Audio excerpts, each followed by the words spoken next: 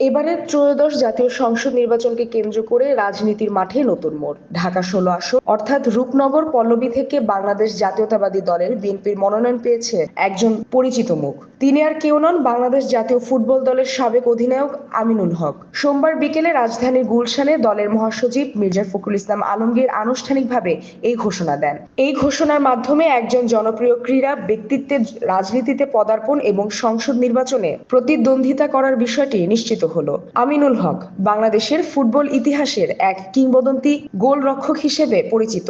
জাতীয় দলের হয়ে অসংখ্য ম্যাচে তার অসামান্য ক্রীড়া নৈপুণ্য প্রদর্শন করেছেন।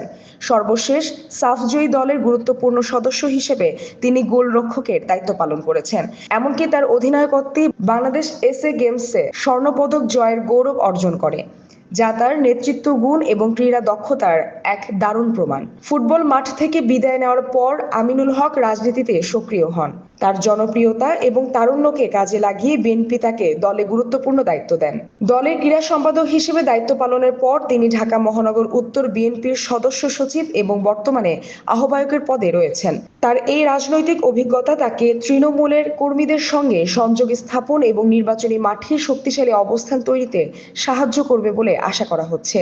একজন জনপ্রিয় ফুটবলারের রাজনীতিতে আগমন এবং সংসদ নির্বাচনে অংশগ্রহণ ঢাকা ১৬ আসনে ভোটারদের মধ্যে নতুন উদ্দীপনা তৈরি করেছে। রাজনৈতিক বিশ্লেষকরা মনে করছেন এই আসনে তার প্রতিদ্বন্দ্বিতা একটি আকর্ষণীয় লড়াইয়ের জন্ম দেবে। এখন দেখার বিষয় ফুটবল মাঠের তারকা আমিনুল হক রাজনীতির মাঠে কতটা সফল হতে পারেন।